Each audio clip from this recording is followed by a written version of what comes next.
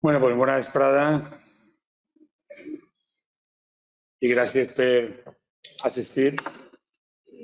Sabem que per a la gent que ha vingut precisament és complicat, perquè avui és un dia de falles pràcticament a la ciutat de València i malaurat-se. També moltes gràcies a la gent que està connectada per internet, especialment a la gent del Sindicat de Treballadors de les Illes Balears, als companys i companyes que estan connectats, i també a Albert Sansano, el nostre company, que també està connectat des de Porto Alegre. Gràcies. Bueno, Fernando Rodal és un company que, bueno, tant els amics de l'Estell com nosaltres, com la Confederació d'Estecs, tenim una relació des de fa molts anys. No sabem molt bé des de quan, perquè tota la vida se coneguem, no? Des de en diferents etapes de la nostra vida, no? I Fernando ha vingut al Congrés de la Confederació Intersindical a Saragossa, convidat per la Confederació Intersindical, Confederació d'Estecs, i havíem pensat que també estaria bé, ja que estava en Europa, doncs aprofitar la seva estada per a una sèrie d'actes i també per a presentar-lo també a les autoritats valencianes. Demà amb l'alcalde de la ciutat de València, també tindrà alguna entrevista en mitjans de comunicació, i el que voldríem és que ens contara què és la CEA, que és la Confederació d'Educadors Americans, que precedeix des de fa alguns anys, i també com està la situació del sindicalisme, de l'educació i la situació de l'educació en Amèrica Latina.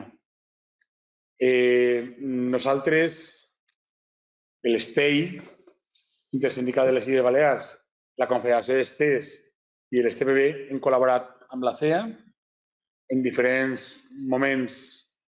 Hem assistit a congressos de la Confederació com si fórem un només, sense ser membres de la CEA. No dic que ell explicarà que la CEA, però en qualsevol cas diré que la CEA agrupa sindicats de l'educació d'Amèrica Latina, de tots els nivells educatius i també d'ensenyament públic i privat.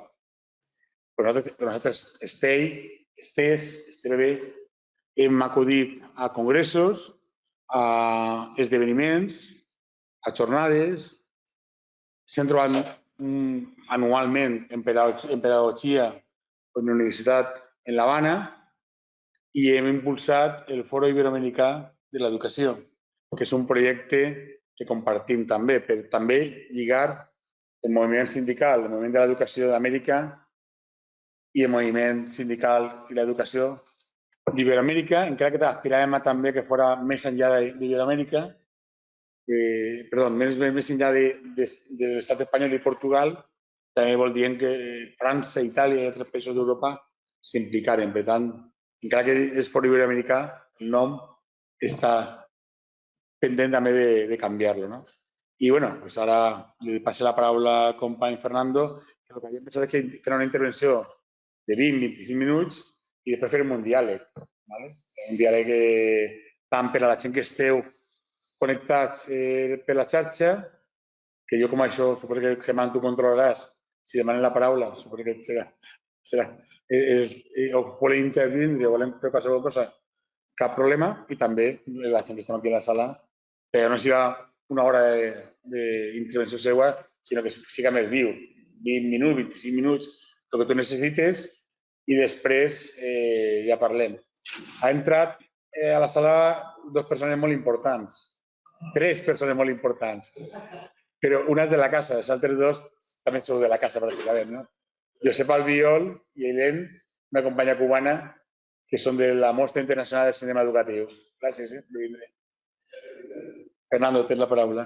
Bueno, buenas tardes. Yo lamentablemente no puedo hablar entiendo la lengua y la disfruto y la agradezco que la compartan conmigo. Yo voy a hablar el español, que es la lengua que más o menos hablo con cierta fluidez.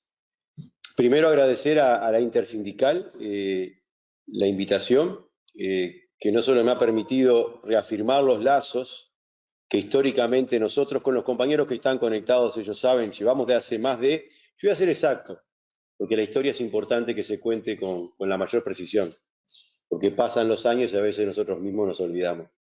En el año 1997, Pere, que está conectado, los compañeros de Enseñanza Solidaria, también Juan, el compañero Albert, todos los compañeros que están en este momento conectados, saben bien que ahí se dio para nosotros la gran sorpresa.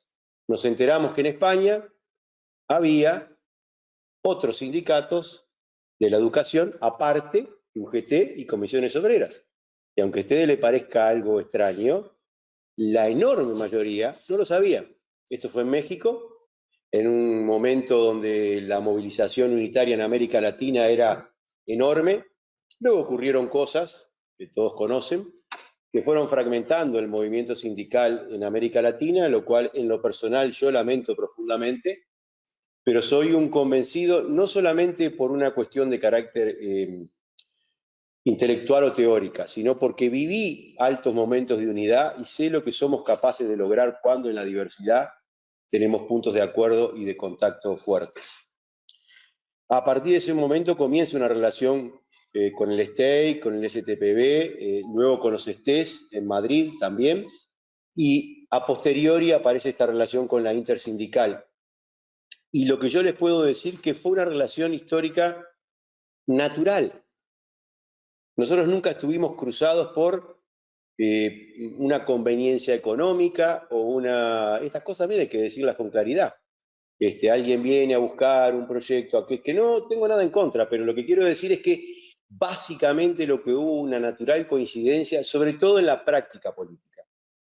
Y eso ha hecho que nosotros hasta el día de hoy podamos sostener, y también Albert, que si está conectado sabe, la participación de la SEA histórica en los primeros foros mundiales de educación, en los foros sociales mundiales, y también eso ha tenido un tránsito en el tiempo y las cosas se han ido modificando. Para quienes hemos vivido esa larga historia en América Latina y nuestra relación con Iberoamérica, básicamente España y Portugal y algunos países latinos como Francia e Italia, pero en menor medida, sabemos la potencialidad enorme que hay en esa relación. El simple hecho de empezar a conocer que las posibilidades del ejercicio sindical se hiciera de una manera más horizontal, la capacidad de poder, yo solo para ponerles un ejemplo que puede resultar muy, no sé, para mucha gente muy polémico, y yo admito la polémica porque es parte de encontrar el rumbo. El que no tiene polémica está difícil. Nosotros en la SEA, por ejemplo, tenemos sindicatos que tienen 1,5 millones de afiliados. Y tenemos otros sindicatos que tienen 5.000 afiliados o 10.000. Sin embargo, cada uno tiene un voto. Y ustedes me dirán, ¿cómo funcionan así? Es casi imposible. Bueno, yo sostengo la teoría y la vida me ha dado la razón. Y aclaro, no estoy hablando que esto sea un funcionamiento estrictamente trasladable a una situación internacional. Perdón, nacional, o local o regional. Quizás ahí la cosa deba ser vista distinta. Pero en el ámbito internacional, lo que nosotros entendimos, después de un gran debate que casi destruye la organización, que el consenso, ese trabajado consenso, era fundamental para alcanzar altos niveles de democracia. Porque ya los sindicatos que tienen una capacidad enorme de movilizar gente, trasladar compañeros, enormes recursos, ya parten con una ventaja inicial enorme. Si a eso nosotros hubiéramos aplicado, como se intentó en algún momento, una especie de categoría de cada afiliado un voto, bueno, imagínense, en América Latina se reúnen 2 sindicatos y el resto irían a sentarse así a mirar. Entonces, estas formas, que todas son perfectibles, se pueden encontrar. Yo ayer inclusive escuchaba esto de repente, no lo tomen como una intromisión, escuchaba el debate sobre el tema de las cuotas, ¿no? Y veía cómo a veces se intentaba separar, bueno, sí, hablemos de la cuota y la plata, pero no hablemos de los temas de la cantidad de número de votos. Entonces era como medio raro, ¿no? O hablamos de todo o no hablamos de un solo tema, porque si no parece como una cuestión un poco, y no quiero meterme en Honduras, pero como yo estuve en este debate, yo simplemente les tiro una sugerencia, una línea, cómo lo resolvimos. Este debate lo tuvimos. Y lo resolvimos de una manera salomónica. Pusimos un tope para el tema de la votación y un tope también para el tema del dinero, cosa que nadie tuviese que decir después, este tiene 1,5 millones, pero me está declarando 100.000. No, tiene 1,5 millones, pero legalmente establecemos un tope que sea razonable y que sea el aporte a esa cuestión que es de consenso, que nadie está obligado, porque uno va porque está legítimamente convencido de esa lucha. Que es distinto a nivel nacional, por eso yo lo acepto, y que las circunstancias también son diferentes. Es solamente una idea que creo que se puede de repente compatibilizar con un tope medio, con cuestiones razonables, las cuestiones que tienen que ver con número de delegados y con un máximo de aporte. Porque hacerlo uno a uno resulta complicado. Yo no conozco en el mundo a nadie que termina pasando lo que termina pasando. Cada uno declara lo que quiere pagar. Y me parece mucho más honesto, pero discutir todo el paquete, poner un tope y que eso sea transparente, punto. Bueno, eso, perdonen la intromisión, pero como lo viví y lo sufrí, quería compartir con ustedes parte de lo que estuve escuchando ayer. Pero yendo en concreto a la relación nuestra en el tema sindical, yo lo que quiero transmitir es que hay una potencialidad enorme para que este sindicalismo que intentamos practicar, en donde nosotros estamos en un contacto directo, cara a cara, que no tenemos 400 personas en el medio que están interviniendo o haciendo negociaciones previas o todo lo demás, cuando los propios dirigentes no solamente se manejan cara a cara con otros dirigentes, pero sino también con su propia base, se empieza a construir un nivel de compromiso definitivamente distinto. Y volvemos a lo del inicio, ¿por qué nuestra relación? Porque yo creo que más allá que alguien puede decir, yo soy comunista, yo soy anarquista, yo soy independiente, yo soy socialdemócrata, cada uno que sea lo que entienda correcto, yo no soy quien para decirle a nadie lo que tiene que ser, pero tenemos puntos de contacto muy fuertes que no solamente tienen que ver con lo ideológico, e insisto en esto, tienen que ver también con una práctica política. Y para nosotros nos parece que hemos encontrado un camino en donde, con dificultades económicas evidentes, que las tenemos, porque no tenemos recaudaciones centralizadas y muy importantes, hemos recurrido a la cooperación, a la coordinación y al estar muy encima de los hechos, digamos, de la coyuntura, para irlos resolviendo con el compromiso permanente. Esto tiene sus pros y tiene sus contras. Las contras son que es más trabajoso llevar adelante una tarea de carácter más horizontal. Y los pros es que ahí el compromiso de los dirigentes con su base y con su acción política es casi que te diría cara a cara, casi que te diría piel a piel. Cosa que cuando hay demasiados elementos burocráticos, en algún momento se pierde eso y empiezan a primar otras cuestiones que siempre todos vamos a tener enfrente, pero priman demasiado y terminan apagando la posibilidad de un sindicalismo más cercano a la gente. Porque estas cuestiones no son discursivas, vuelvo a insistir, son cuestiones de práctica política. En América Latina, como yo les decía, lo que ha habido es un proceso de fragmentación y dispersión. Y lamentablemente, gran parte de la culpa de esta fragmentación y de esta división tiene que ver con estas prácticas burocráticas. Entonces, cuando uno ve que hubo, para poner un ejemplo claro, una década de los 90 arrolladoramente neoliberal, que hizo que el mundo internacional cumpliera una función determinante. Quienes vivieron esa época por razones de edad o porque les tocó, lo saben. Cuando la gente simplemente llegaba a otro país y alguien decía, me está pasando lo mismo. Estamos sufriendo las mismas políticas neoliberales, porque en realidad lo que hoy parece muy natural porque tenemos un WhatsApp no era lo que ocurría en el cotidiano. Cada uno pensaba que lo que le ocurría en su país era una cuestión propia y cuando empieza a descubrir la globalidad y que el sistema lo oprimía a él tanto como al vecino del Brasil, del Perú, de Chile, de Colombia, México, Venezuela, se empieza a formar una conciencia continental absolutamente determinante. Y yo quiero con esto decir algo que se desarrolla en el término político. ¿Cuándo aparecen los movimientos progresistas en los gobiernos en América Latina? Después de un gran crecimiento de casi toda una década en los 90, de duras luchas para enfrentar el modelo neoliberal, que llevaron al gobierno en el Brasil a Lula, en Uruguay llevaron a Tabaré Vázquez, y así podríamos seguir. En Argentina después vino Kirchner, etcétera, etcétera, etcétera. Todos gobiernos que sabemos con sus luces y sus sombras, pero que claramente hicieron un esfuerzo por acercarse a la clase trabajadora, por atender a los más desposeídos, y en el ámbito de la educación se produjo un intento de un elemento que era central: la participación de los trabajadores de la educación en la toma de decisiones en el sistema educativo. Antes, para que ustedes se hagan una idea, ni siquiera eran recibidos los sindicatos por los ministerios de educación. Lo que ahora a muchos les puede parecer muy natural era casi un hecho, no sé, había que llenar una calle, golpear las puertas, pelearse con medio país para que simplemente alguien te diera una cita de media hora, de la cual vos sabías que ibas a sacar poco y nada. Y yo creo que los grandes momentos donde logramos arrancar a los gobiernos, algo sustancioso, fue cuando pudimos movilizar a la gente. Yo fui partícipe en mi país de una de las movilizaciones capaz que más extrañas y novedosas que yo mismo no había practicado. Se nos ocurrió en un momento de pico neoliberal decir, bueno, en vez de hacer una huelga, hagamos algo. Yo esto lo cuento como una experiencia porque nos dio resultado. Le dimos 4 meses al gobierno para negociar y le planteamos en el mes de noviembre, y nosotros iniciamos clases en marzo, si a marzo estábamos ganando salarios prácticamente de hambre. No hay una negociación clara, y habíamos levantado la vara, habíamos pedido, ustedes se van a reír, 100% de aumento. Ustedes dirán, eso en una negociación sindical es una locura. Sin embargo, si ustedes ganaran $190 al mes, como ganábamos nosotros, hasta parecía, ¿no?, poco.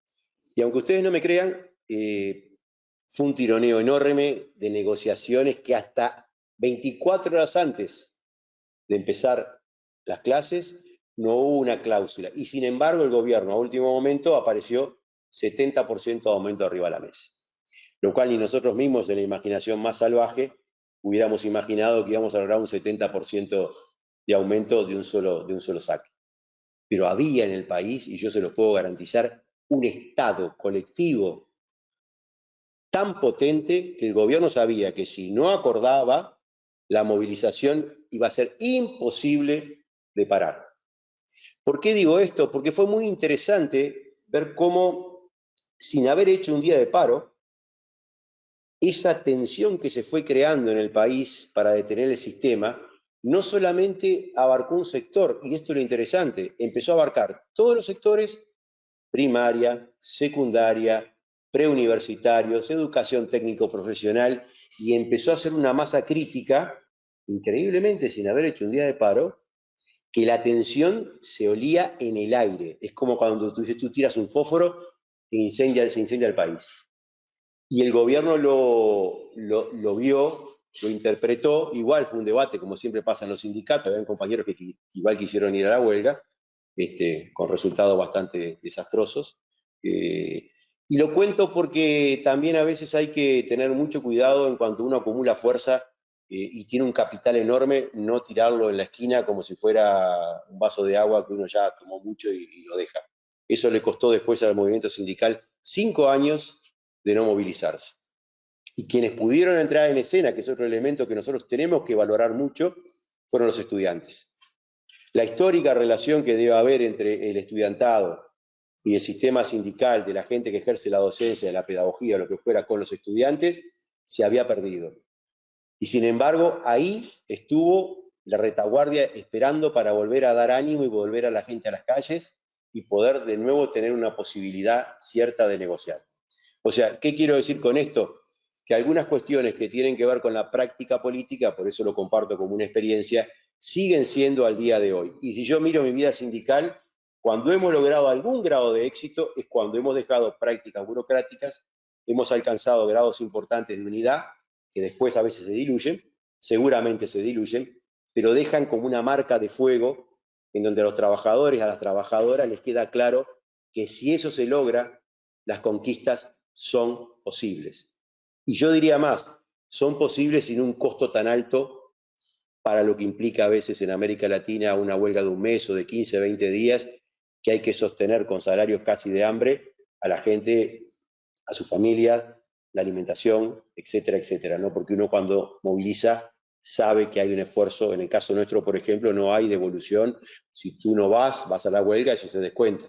Hay países que negocian, lo entienden correcto. Nosotros éramos muy idealistas y decíamos, el que va a la huelga se aguanta, ¿va? Pero eso es muy lindo en la teoría. Después en la casa hay que pagar la luz, el agua, hay que darle de comer a la gente. Entonces, bueno, yo sobre eso no tengo opinión final formada, pero simplemente es un comentario. ¿Y qué ocurrió? A partir de ese fenómeno de dispersión que yo estaba comentando, se dificulta enormemente la capacidad de poder alcanzar grados de unidad muy altos para tener conquistas. Porque ya después empieza, bueno, ¿quién comanda? ¿Quién dirige? ¿Quién es el que tiene la titularidad? ¿Quién es el que va a poder nuclear, convocar? Y después la vieja historia, que no es menor, que deberíamos hacer un gran esfuerzo. La injerencia de los partidos políticos a nivel sindical es muy potente, es muy potente. Nosotros deberíamos tener cuadros formados para llevar nuestra dinámica personal, colectiva y sindical al partido en el que estemos. No ir al partido a pedir que nos baje en línea para ver lo que tenemos que hacer en el movimiento sindical. Creo que una de las cuestiones que un dirigente sindical bien plantado tiene que hacer es llevar lo que le pasa a las trabajadoras y los trabajadores en el lugar de trabajo al partido, al movimiento, al foro, no al revés, porque lamentablemente en mi experiencia personal, cada vez que eso ocurre, generalmente se produce una desmovilización, los intereses que empiezan a primar ahí son de otras características, no digo ni mejores ni peores, de otras características, y las demandas de las trabajadoras, de los trabajadores quedan en un segundo o tercer plano. El drama que tiene esto, que no es solamente esto, es que esto demoviliza, esto deprime y esto quita confiabilidad a la capacidad del sindicato de obtener conquistas. Y la gente termina con esta lógica tan básica y tan simple, que es que son todos iguales. La política, en definitiva, es un lugar donde se ejerce el poder también, y desde el poder, si yo tengo que desmovilizar, porque en realidad a mi partido le sirve desmovilizar, yo desmovilizo. Y hasta puedo tener justificaciones desde el punto de vista político para hacerlo. El problema es qué pasa con la base de las trabajadoras y los trabajadores. ¿Qué pasa ahí? Porque esa comprensión no se debatió ni se discutió con los trabajadores. No se hizo. Simplemente se los motiva en función de la conveniencia o el momento o la oportunidad de empatar la política partidaria con la sindical. Yo creo que eso es un gravísimo error y está demostrado que eso ha llevado a que hayan habido largos periodos en donde los sindicatos no son capaces de arrancarle a los gobiernos prácticamente nada. Ese tema es un tema central y como ya hablaba hoy, el tema de la participación sigue siendo otro tema absolutamente central. Nosotros logramos avanzar en América Latina en espacios de participación y toma de decisión, representación en consejos escolares, estando en los lugares de decisión, por ejemplo, las administraciones, tener representantes sindicales, etcétera, etcétera. Pero es llegar a la derecha, pasó en Uruguay, pasó en Brasil, pasó en Argentina, y eso se elimina por completo. O sea, todo ese avance que nosotros logramos en los 90 hoy, ya sea por el gobierno de Bolsonaro, en mi caso por el gobierno de la calle Pou, en el caso cuando estuvo el gobierno de Macri en Argentina, todos los avances que hubieron en términos de participación concreta de las organizaciones sindicales fue barrido. Por eso también uno debe tomar en cuenta que a veces las transformaciones de medio tiempo o de medio aliento para las trabajadoras, los trabajadores, son temas importantes. O sea, también hay que hacer como ese acercamiento al mundo real para no quedar desvinculado, como decíamos hoy, de lo que son las demandas concretas. Yo creo que hoy nosotros tenemos planteado en el mundo global una reconversión. El sindicalismo internacional fue pensado, yo digo esto porque hay poco estudio sobre esto, creo yo, fue pensado a partir de la caída del bloque del Este. Si ustedes miran lo que yo, siendo muy jovencito, me junté con gente que tenía mucha experiencia en esto y me empezó a contar, ¿no? Las creaciones de las internacionales, etcétera, etcétera, etcétera. Pero eso cuando cae en los 90, el bloque soviético se rompe. Y eso es un tema que nosotros tenemos que entender con claridad. Desaparecen los representantes del socialismo real, desaparecen también los representantes, ahora quedan, pero pocos, de lo que es la socialdemocracia cristiana, para decirlo claro, ¿no? Y desaparece en Europa lo que era ¿cómo se llamaría? El progresismo de centroizquierda, que era la CEMOPE. Desaparece. Y entra en escena un conglomerado que mucha gente ni siquiera conoce, pero es el núcleo duro, entra en escena lo que era la SPIE. Estoy seguro que mucha gente me preguntaba, bueno, ¿qué era la SPIE? No, la SPIE era los sindicatos duros de Estados Unidos, ¿tá? y su contracara europea. Y eso, junto con la caída del bloque del Este y el renunciamiento de los sectores progresistas de centro izquierda que estaban en la CEMOPE, generan un nuevo sindicalismo a nivel mundial. Pero ¿qué ocurre? Da la casualidad, y quienes estudian los estatutos se van a dar cuenta, que el control político, que está en la Secretaría General, quedó en manos de los sectores conservadores. Y la presidencia, que es la cara bonita, que es lo que se muestra, quedó en manos de los sectores progresistas de centro izquierda. ¿Qué ocurre con esto? Es que en ese, digamos, cuello de botella bastante bien atado, quedó un montón de gente afuera. ¿Tá? Quedó un montón de gente afuera. Cuando alguien me pregunta qué es la CEA, bueno, la CEA es el intento, acá vuelvo a explicar de vuelta para quienes, capaz que estoy tirando mucho dato arriba de la mesa, pero estoy dispuesto después de entrar en debate. La CEA fue el intento de poder quedarse con la idea de que uno se integra al mundo internacional, pero desde su propia base. Uno se integra a la lucha que se puede dar en el mundo, pero desde su propia organización. Que no hace falta desmontar todo lo local, lo nacional, para ir al ámbito internacional. Porque si no, con todo respeto, y ustedes están acá, y yo lo digo de verdad con respeto, si no, uno termina dependiendo pura y exclusivamente de las decisiones de Bruselas. Entonces, ese es un tema que no se debate mucho por razones obvias, porque nadie quiere discutir ese tema cuando ese tema es hegemónico. Entonces, cuando uno se enfrenta a un tema hegemónico, yo uno de los problemas personales que tengo es porque doy este debate, que eso a mí me cuesta, yo lo sé, que no me ven con buena cara. Pero no es porque yo en definitiva esté tan alejado de lo que están diciendo algunas burocracias. No, porque capaz que el discurso se puede parecer. Pero volvemos a lo mismo. ¿Qué es lo que no se parece? La práctica política. Y acá yo creo que en una reconfiguración mundial como la que está ocurriendo, y yo quiero dejar claro por las dudas mi posición, radicalmente opuesto a la guerra, porque solamente mueren los inocentes, ¿tá? Eso no quita de que uno haga un análisis de esta desgracia, porque es una desgracia, de la incapacidad humana para dialogar, pero uno hace una lectura. Esto no es el mundo de la década de los 90 cuando cayó la Unión Soviética, claramente. La presencia de China, la presencia de Rusia, la presencia de India, etcétera, un montón de factores que están jugando como actores de primer nivel. Y eso, quieras o no, como la reconfiguración sindical estuvo atada a la caída del bloque del Este, yo creo que hoy los nuevos elementos que hay arriba de la mesa, más tarde, más temprano que tarde, perdón, van a empezar a impactar sobre este fenómeno. Entonces, resumen, yo creo que esta es la oportunidad para quienes tenemos una práctica distinta. ¿Por qué? Porque los que tienen prácticas hiperburocráticas y tienen esa dependencia van a tener que hacerse cargo de esta reconfiguración mundial. Y nosotros, yo creo, tenemos la posibilidad clara de continuar intentando una práctica, muchas veces de minoría, muchas veces con incapacidades económicas, pero sobre todo acercándonos a los trabajadores y trabajadoras en la base. Porque ¿qué ocurre?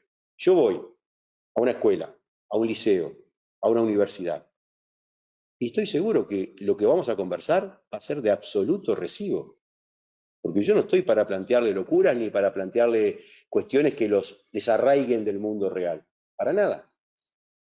Lo que quizás uno está proponiendo es, hay una oportunidad, hoy más que nunca, a veces cuesta verlo, pero hoy hay una oportunidad histórica más que nunca para que aquellas prácticas de carácter horizontal, pero con un cierto grado, ¿no?, de coordinación y cohesión, porque si no también ocurre, nosotros discutimos eso, ¿no? Cuando el movimiento estudiantil no tenía vocero, no tenía quien hablara, todos éramos todos, pero a la hora de la hora siempre tiene que haber alguien que vaya a la prensa, que se haga cargo de esto, o responsables tienen que haberse. ¿Tá? Entonces, es un momento histórico, yo creo que deberíamos leerlo de otra manera. Quizás para Europa, y yo lo entiendo, estando tan cerca de la guerra, hay una necesidad de abroquelarse contra la guerra, y eso también sea una urgencia frente a una lectura un poco más amplia. Pero yo creo que esa lectura tiene que empezar a hacerse. El mundo hoy ya no es el mundo de la caída de la Unión Soviética, a pesar de que no pasó mucho tiempo. Y como yo decía ayer, hay un montón de factores que van a influir en la vida humana, y es que el ser humano ya está en el espacio. Esto puede parecer una locura o que lo estoy filosofando. No, no, no, no. El ser humano está en el espacio. En este momento todos nosotros estamos siendo controlados al milímetro. Si alguien quisiera, podría saber dónde estamos en este momento con precisión y hasta sacar una foto. ¿Tá?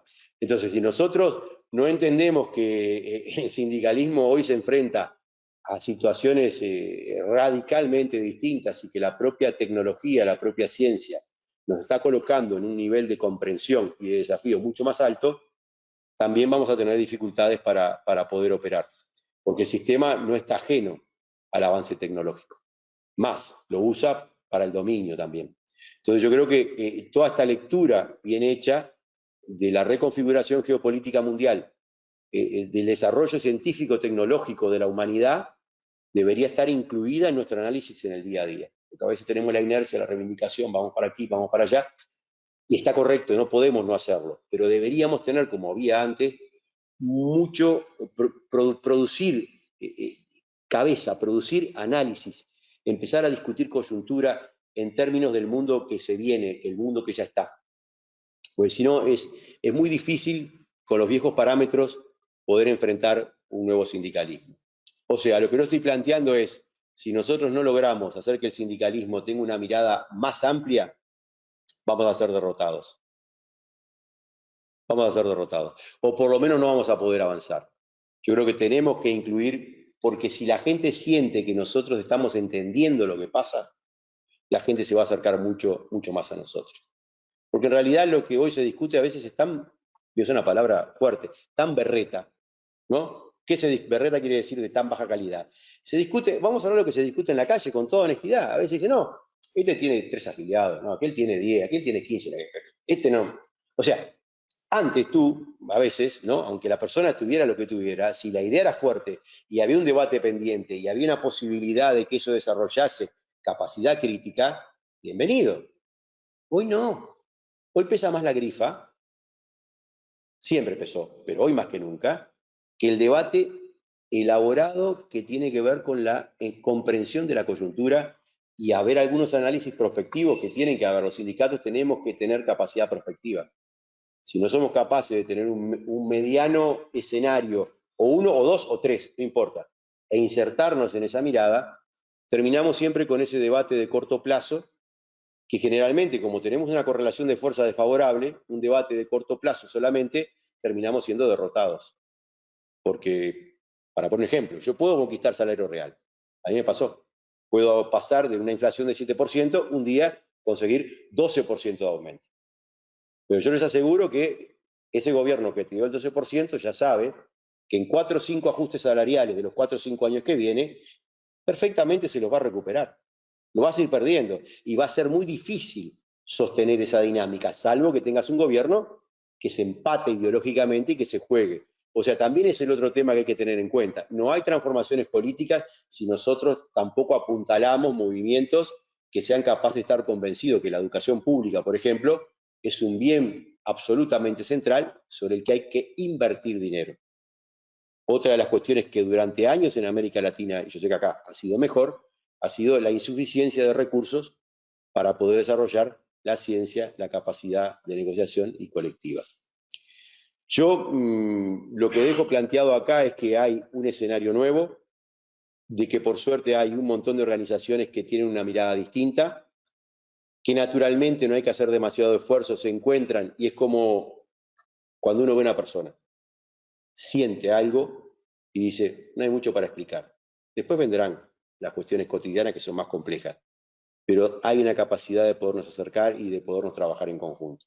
Yo lo que se ha dado con los estés, un poco para cerrar este marco, es que hay una natural coincidencia dentro de la diversidad. Yo se lo vi también, ustedes también tienen la intersindical, una diversidad de miradas, no son todas iguales, pero están ahí, y hay una comprensión de que ese necesario espacio de la intersindical crezca. Bueno, nosotros tenemos esa que la vida nos ha enseñado a que es posible de que podamos construir espacios de consenso que no se han construido desde arriba, sino que se han construido desde la base. Así que bueno, los micrófonos están un poquito avisando que estamos en tiempo, ¿no? No. Ah, por la duda. Yo, Hay un solo hoy, pero no sé qué es. Hay un...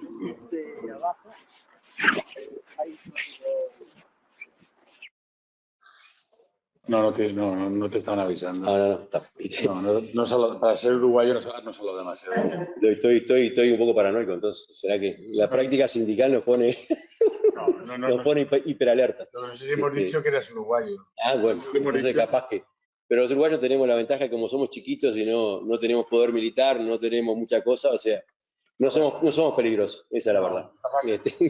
Si me permites para complementar alguna cosa, cuando has dicho que la CEA tiene...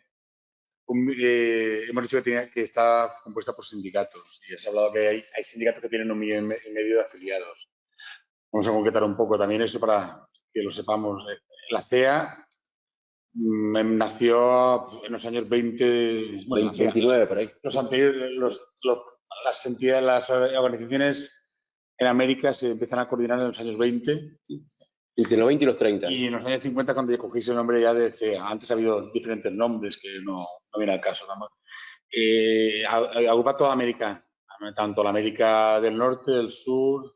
Nunca Estados Unidos se afilió, siempre fue invitado, eso es bueno decirlo. Canadá francés estuvo en la CEA. Quebec. Sí, y México también, que es América del Norte. México es el sindicato que tiene 1,5 millones de habitantes, el CENTE. De afiliados, sí, de afiliados. El CENTE, el gran sindicato mexicano.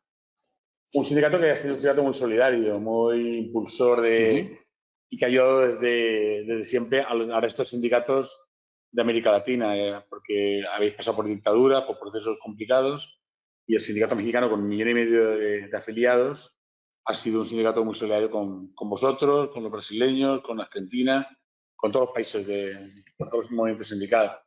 El otro gran sindicato seguramente del continente americano quitando a Estados Unidos, es el brasileño, la CNT, el Sindicato de Enseñanza de Brasil, de enseñanza que sería el equivalente a la enseñanza pública no universitaria nuestra. También hay un sindicato, la CONTE, que también está afiliado a la CEA. Que tienen también 1,5 millones de miembros. Y es el sindicato de la enseñanza privada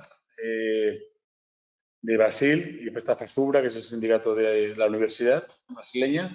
Funcionarios. Y los técnicos también, sí. El ETANIA, sí. No sé cómo se llama. No, esa es la formación profesional.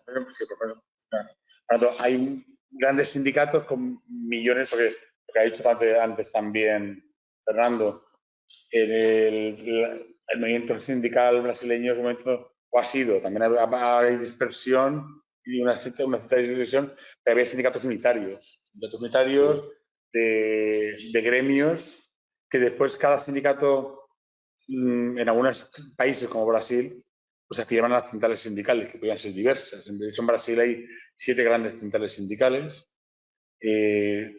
Por tanto, ha habido también un proceso de dispersión, de digresión, pero bueno, momentos, tienen sus sindicatos, pero tienen sindicatos, por ejemplo, el sindicato de Panamá, que es un sindicato pequeño, porque Panamá es un país pequeño, pero entonces es... También muy fragmentado. Es el mapa también. Entonces hay grandes sindicatos con millones de afiliados que agrupan hasta la afiliación, a la totalidad de la gente que trabaja en el sector está afiliada.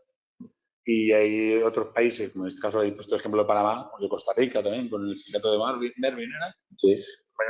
Y también está el sindicato cubano, el Sindicato Nacional de Trabajadores de la Enseñanza, Ciencia y Deporte, que en este caso agrupa al conjunto de los sectores. No pasa como en Brasil, que hay diferentes sindicatos en función de los sectores y también de... Y bueno, y la CEA tiene afiliados no a todos los sindicatos de América Latina, porque también hay otras redes. Hay otra red americana, que es la Internacional de la Educación de América Latina, que también tiene algunos afiliados, pero algunos comparten, como el caso tiene una presencia fuerte, obviamente. El caso del CENTE o el caso de la CNT, comparten también la afiliación. Y nosotros, como decía antes, hemos compartido con vosotros esos debates que tú planteabas, ¿no? Las reuniones que hace la CEA van en la línea de lo que planteaba Fernando también, de cómo situar el movimiento sindical. Y en ese sentido, también creo que es importante que a lo mejor nos contaras, si te parece bien, ¿qué papel tuvo el movimiento sindical? ¿Qué papel tuvieron el Foro Social Mundial?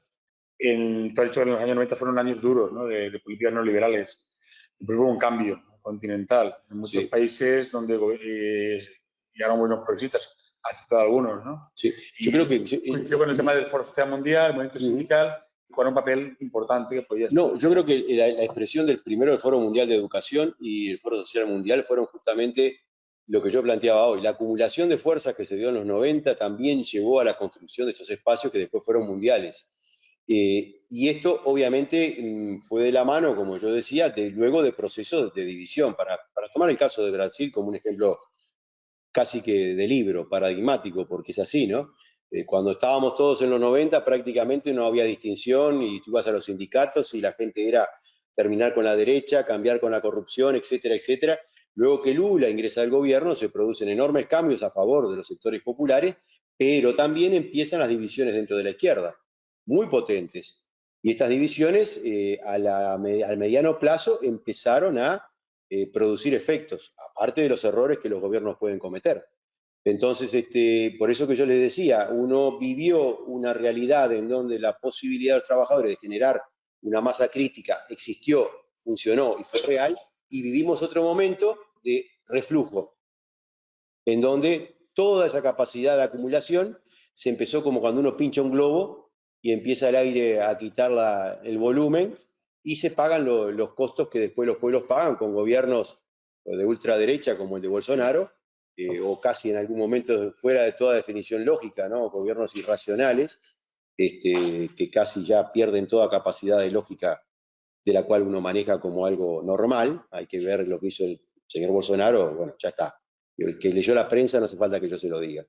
Entonces, estas cosas, cuando uno hace una lectura larga, ¿qué hace uno? Trata de quedarse con aquellas cuestiones en donde los trabajadores, las trabajadoras, acumulan fuerza.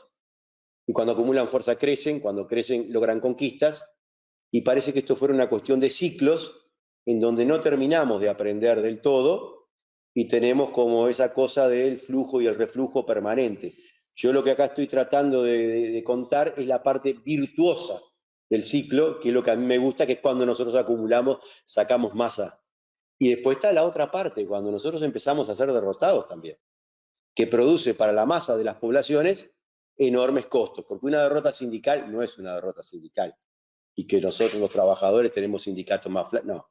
Es una derrota en el plato de comida de la gente, es una derrota en la salud, es una derrota en el transporte, es una derrota en la vivienda, no lo podemos mirar como una derrota. Yo cuando hablo de esto lo hago extensivo a todo el sistema de las áreas de trabajo. Es una derrota en la negociación colectiva, es una derrota en la capacidad de plantear espacios a mediano plazo, con una perspectiva. Todo eso se transforma en algo que deja de existir. Y entonces sometemos a nuestras propias poblaciones, a veces por errores propios y por virtudes del enemigo, a situaciones como las que estamos viviendo hoy en América Latina, que hay un intento de poder retornar por lo menos a gobiernos progresistas de centro-izquierda. Esa es, yo no me gustan tanto los esquemas, pero es para entendernos, ¿tá? Porque después es todo más complejo, para entendernos, ¿no? No es que se estén produciendo revoluciones en América Latina, ¿no? Que quede claro. Ni tampoco sé si eso es posible hoy. No estoy planteando eso en términos de blanco-negro. Estoy diciendo que a veces un gobierno de corte, digamos, progresista de centro-izquierda puede, si tiene una buena base de movilización popular que lo presione y le dé apoyo, las dos cosas a la vez, avanzar como se avanzó en muchos lugares, muchísimo, muchísimo. El problema está cómo sostener eso en el tiempo cuando tenés que compaginar las políticas globales. Porque lo que pasó en Brasil también fue que hubieron ajustes fiscales desde los propios gobiernos progresistas. Lo que pasó también que muchas veces los recursos también empezaron a faltar desde los propios gobiernos progresistas. Entonces, son situaciones muy complejas en donde uno tiene que ir leyendo la realidad en función, de vuelta a lo mismo, de la vieja y querida correlación de fuerzas. Esa cosa tan mentada y hablada durante toda la vida, y que cuando uno empezó a trabajar, la gente más veterana le decía, nunca des paso sin por lo menos intentar ver cuáles son tus fuerzas. ¿Tá? También es cierto que las fuerzas se estimulan en la medida que uno moviliza, pero eso es un debate que hay que darlo con seriedad. Así que yo lo que creo, compañeras y compañeros, que estamos en un momento histórico en donde las comunicaciones nos permiten hoy una inmediatez que la tenemos que aprovechar, y nos permite inclusive ahorrar recursos. Nosotros durante la pandemia, que fue una cosa durísima, hicimos más eventos y más conferencias, webinar, que bueno, todos podemos estar un poquito, ¿no? A veces como, otra vez la computadora, ¿no? Como si, vamos a ser honestos, ¿no? Pero a veces en un día como que... Pero increíblemente, si yo cuento los eventos que hice durante la pandemia, fueron más que los que hubiera hecho en términos presenciales, lo que puede parecer una contradicción. Después a cuánta gente llegamos y somos atractivos, porque está el otro tema, ¿no? De la seducción humana en el buen sentido, ¿no? Que el cara a cara permite ese contacto que la computadora, seamos honestos, uno está esperando hablar los 10 minutos, tiene otra webinar, se quiere ir, capaz que ni siquiera escucha el que viene. Tenemos que ser autocríticos con muchas cosas, pero bueno, uno hace lo que el tiempo físico permite y nuestra capacidad de dedicación nos permite. Así que yo lo que los quiero invitar, y me parece sumamente importante, es a no perder este espacio, que es diverso, y que en otros momentos capaz que mucha gente se hubiera quedado como un poquito así expectante, para poder construir algo que nosotros estuvimos casi a punto de transformarlo en algo mucho más grande, que es, nosotros creamos un foro, y eso es importante que lo sepan, los que no lo saben, sería bueno contárselos, en donde estaban organizaciones que representaban a más de 6 millones de trabajadores de Iberoamérica. Ese foro cuenta con estatutos, entre comillas, muy lights, pero son genéricos justamente a propósito, principios y objetivos políticos. Eso está construido.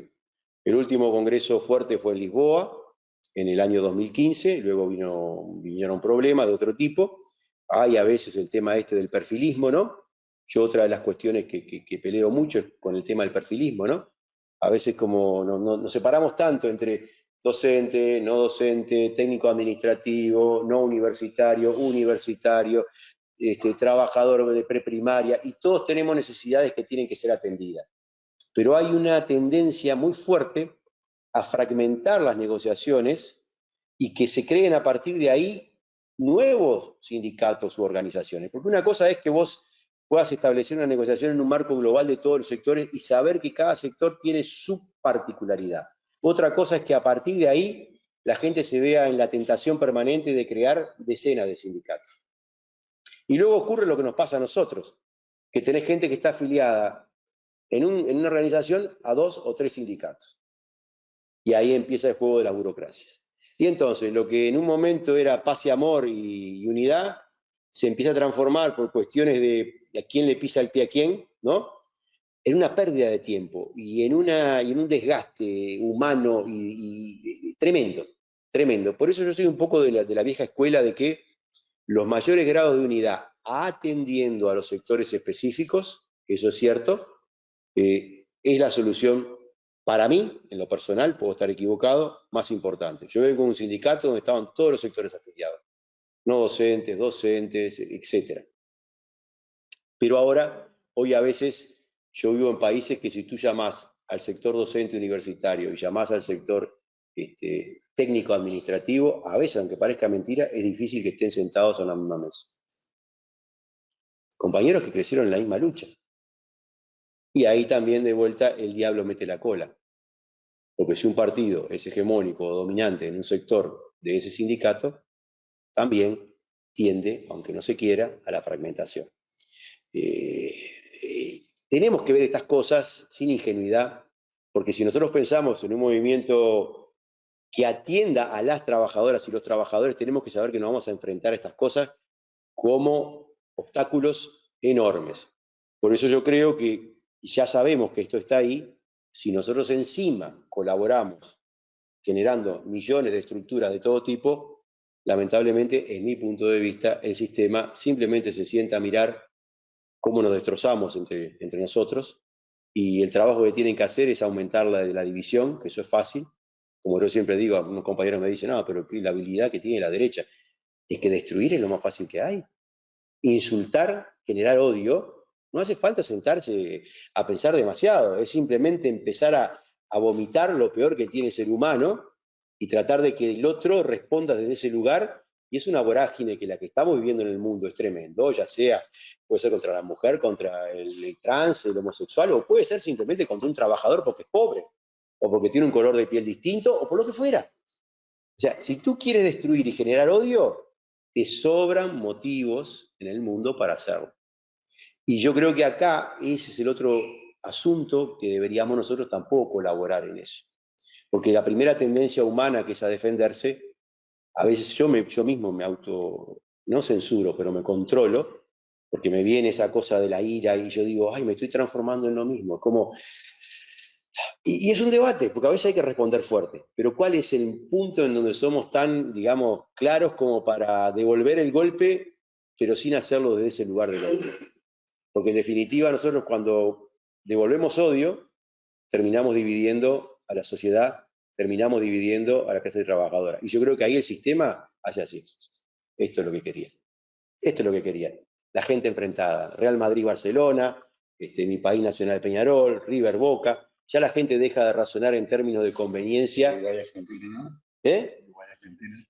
Bueno, él es no, yo por suerte, ¿sabe por qué tengo una ventaja? Como he andado trabajando por muchos lugares y el país es chico, todos tenemos nuestro nacionalismo, pero lo tengo bastante apagado, que es feo decirlo, si me escucha un uruguayo se va a enojar, pero no, lo tengo bastante apagado porque yo creo que alguien que tiene una tierra, lo que ama de esa tierra es si esa tierra te es hostil o esa tierra te permite desarrollarte, crear a tu familia o a tus afectos, o vos sentirte cómodo. Yo eso sí lo entiendo como patria.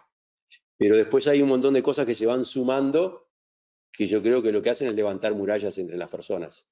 Entonces el tema digamos, de mi pertenencia a un lugar físico es personal, ¿no? Lo tengo muy restringido.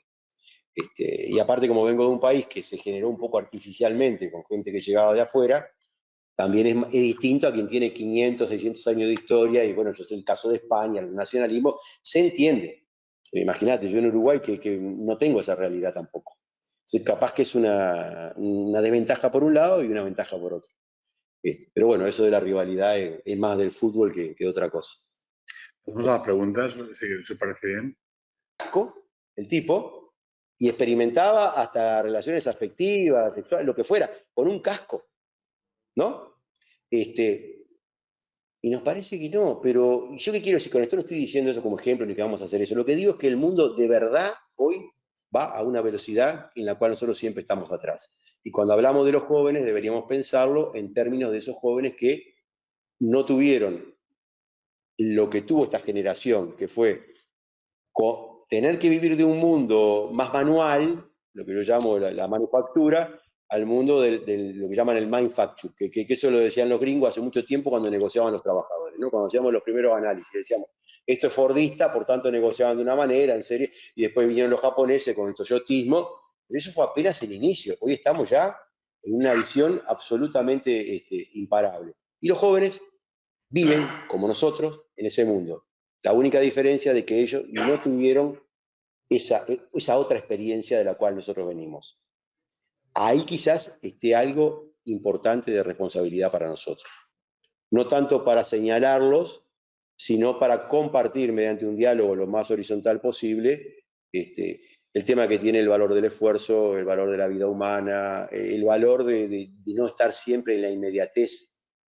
Porque parte de los problemas que yo creo que había nosotros en educación, que decíamos, para hablar de temas concretos pedagógicos, los alumnos en las pruebas PISA, estas estandarizadas, todos mostraban un problema de fragmentación del pensamiento. Vos agarrabas y te decían, vos no te encontrás con personas que entiendan los procesos históricos. Respondían puntual y coyunturalmente preguntas, pero si vos le preguntabas la causa o le pedías análisis prospectivo, la mayor parte de la juventud, sobre todo la más joven, queda perdida. ¿Y eso por qué es? Porque nosotros estamos viviendo una realidad en donde estamos consumiendo información instantánea cada minuto y nueva, y no nos vamos dando cuenta, somos adictos. Nos vamos volviendo adictos. Y cuando uno se torna adicto a algo, perdés la capacidad también del razonamiento y de poder ser un poco más libre. Yo trato de tener una práctica, esto vino a raíz de los jóvenes, conmigo mismo, de autocensurarme montones de veces porque me veo que estoy en una adicción muchas veces. Porque yo en realidad no estoy necesitando esa información. Sin embargo, me meto en el mundo virtual. Y por lo general la experiencia de estar en el mundo virtual cuando no tenés necesidad es negativa. Desde el punto de vista humano, desde el punto de vista de la sensibilidad, desde el punto de vista de tu capacidad para luego relacionarte con el otro, cuando entras al mundo virtual por adición, lo que recibís a cambio es negativo. Es mi experiencia. Entonces, quizás ahí sí habría un debate para dar, que también es viejo, que es el uso y el abuso de las tecnologías. Y ahí quizás sí entre el tema del análisis político, pero entendiendo de que vivimos en un mundo en donde la adicción... No te quería cortar. No, pero que... Estaba sabiendo si técnicamente era posible. No, porque yo creo que para responder esta pregunta tenemos que entender el nicho que es. No, pero mira, pero lo que decía Beatriz, yo estuve el otro día en la presentación de un libro sobre la Valencia, la primera Valencia, la Valencia después de del golpe de Estado y la victoria de Franco. Y se dio una visión de la gente joven bastante negativa por el tema que se ha preguntado aquí. Y yo creo que a veces nos equivocamos por varias cosas. Primero mitificamos nuestra juventud y la mitificamos bastante. Cuando yo era joven, yo estaba politizado desde muy joven, no había tanta gente joven en mi centro de secundaria. Lo dije aquí en aquel debate porque intervine para sacar una lanza a favor de la gente joven, porque tienen una visión bastante negativa de la gente joven. También estaba Miquel en la presentación del libro. Y la mitificamos porque tenemos una visión muy romántica de nuestra juventud, pero en mi centro de secundaria había militantes politizados muy poca gente. También había mucha efervescencia política. Y la segunda cuestión, pues yo que una parte de mi trabajo sindical ha sido también los movimientos sociales, la gente joven ha respondido masivamente en temas como la inmigración, el antifascismo, el feminismo, etcétera, etcétera. Y ver las manifestaciones del 8 de marzo o ver la respuesta que ha habido cuando ha habido problemas con los refugiados y refugiadas, ver las manifestaciones, la composición, te da mucha fuerza, porque la gente joven ha estado ahí. Y es verdad, tú lo has dicho también, hay que buscar otras fórmulas de participación. Las fórmulas viejas serían para nosotros y hay que buscar otras formas. Y hay que también trabajar. Y en ese caso, el movimiento sindical yo creo que debe reinventarse bastante y muy rápidamente. Y a lo mejor más rápidamente de lo que pensamos. Tenemos que reinventarnos, porque lo de la guerra de Ucrania va a generar también otras historias, ¿no? Pero hemos de reinventarnos. Y en ese sentido lo hemos estado hablando estos días también en el Congreso, ¿no? Porque él, cuando se ha referido al principio de la primera intervención, algunas cosas, no todo el mundo estaba en el Congreso, por lo tanto, igual los debates que han habido en el Congreso no han seguido, ¿no? Pero lo hemos comentado, los invitados y las invitadas, y yo que estaba muy desde fuera, debates que yo creo que interesan a muy poca gente, más que a los que estaban ahí, y a lo mejor no a todo el mundo que estaba allí en el Congreso. Con lo cual, hay que revisar esas cuestiones también y hay que buscar otras formas de participación de la gente, porque cuando hay procesos de movilización y participación, la gente joven responde tanto como cuando yo era joven. Y en ese sentido, pues hay que ver cómo conseguimos hacer atractivos al movimiento sindical, como sí que es atractivo para la gente joven el movimiento feminista, como sí que es atractivo para la gente joven el tema de la cooperación internacional. La cooperación internacional está llena de gente joven por todo el mundo, muchas veces sin cobrar o mal cobrando, a cambio de comida y alojamiento. Hay cantidad de gente joven de toda Europa y de todo el mundo comprometida. Por lo tanto, yo no creo que la gente joven ahora tenga menos compromiso político que en mi época, no lo creo. Participará de otra forma, pero no tiene menos compromiso político. Y nosotros hemos de ver cómo conseguimos que esa gente joven vea al sindicato, en este caso a los STEs, al STEI, al STBB y a otros sindicatos y a mucho movimiento sindical como un referente. Y a lo mejor ahí las estructuras caducas del viejo sindicalismo hay que derribarlas y construir otras estructuras de otra forma y a lo mejor más líquidas también, porque a lo mejor son a veces demasiado rígidas las estructuras del movimiento sindical. Capaz que nosotros mismos, yo creo, como para compartir más el tema, a mí me pasa con mis hijos, no es un tema de uno colocarse en un lugar determinado. Yo trato de no colocarme en ningún lugar. A priori, no partir de ningún prejuicio. Y eso creo que ayuda más, porque a veces uno también diciendo, bueno, nos equivocamos en esto, hay que hacer lo otro, seguimos con la tendencia a decir lo que hay que hacer.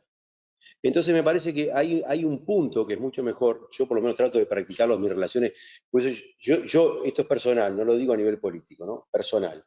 Yo cuando me comunico con una persona, no me importa si es joven, más vieja, de mediana edad, lo que fuere. Trato de establecer una comunicación de persona a persona, a nivel humano. Entonces, cuando uno logra eso, porque nosotros estamos de alguna manera siendo autocríticos, también está la otra posición, ¿no? De decir, no, que los jóvenes tenemos miedo de ser críticos también, porque como los jóvenes. En realidad tenemos que verlo como seres humanos que somos igual que nosotros. Y lo de la cooperación es normal porque en la vida la gente tiene determinada energía que la tenés a los 20, a los 30, y a determinada edad ya no te da el cuerpo para irte a la selva. Porque hay cuestiones que hasta son de sentido común. ¿Ah? Pero si nosotros en vez de estar tan preocupados y siguen nuestra línea o es la línea de ellos y no las entendemos, me parece que podemos practicar un diálogo más abierto sin preconceptos. Cuando uno se sienta con una persona, no importa la edad que sea, hay que tener la capacidad de tener la oreja abierta y en todo caso que me explique, y en todo caso que yo le explique, y en todo caso que podamos construir algo y yo sé que tengo mayores responsabilidades. Porque tampoco el misticismo de los jóvenes, porque vos sabés que en la vida, hasta que no viviste algunas cosas, no las viviste, punto. Ahora, que las hayas vivido no te convierte en el padre sentado en las nubes dictando las normas, no. Porque aparte sabés que el ser humano que está vivo va a aprender hasta el día que se muera. Porque en definitiva tampoco se trata de cargar en una generación o en otra aprendizaje. Yo creo que la sobrevivir. Pueden preguntar o no, al final. Que pregunten a Mauricio. Sí, sí. Estoy completando. Sí, tal. Es que con la pandemia se ha focalizado muchísimo en la gente joven como alienada, como poco comprometida con su realidad, no se te habrá pasado. No, pero pasa. Son clichés eso, pero pasa a todo el mundo. Sí. Era casi imposible ver noticias o hablar con mucha gente para hablar y es lo que veo que es la esperanza que ahora está logrando la gente joven. Y focalizando como personas, que eso es lo que lo quiero salir, el confinamiento, el mojado. Es así. Y yo creo que eso va a ser muy negativo para muchas cosas a largo plazo. Sí. Porque les tenemos toda la impresión, y por eso no tiene esa generación, les tenemos toda la impresión de que los mayores no miramos como personas que sean sujetos de derechos. Sí, claro. Como las personas jóvenes no son sujetos políticos válidos para muchísima gente. Y eso es un problema.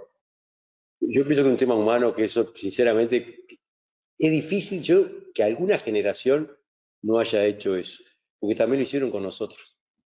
También lo hicieron con nosotros. Yo sí una vez me preguntaron porque yo ahí, de vuelta con los matices, ¿no? Yo ahí lo que creo, y capaz que es muy duro, y yo se lo dije una vez a un compañero, ¿no? A mí nadie nunca me regaló ni medio espacio. Y si eso que tú relatás, yo lo viví.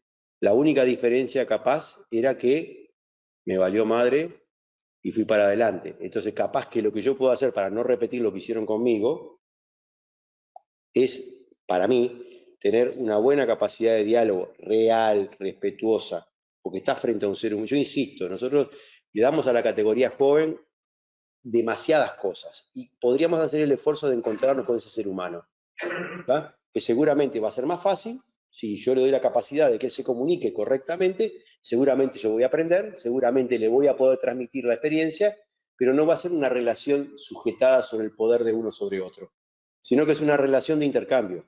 Yo insisto con esto porque a mí me da resultados. Yo con los amigos de mis hijos nos entendemos todos y no hay ninguna bronca, pero yo no me pongo a dictarle normas de nada, ni tampoco, porque no funciona así, no funciona.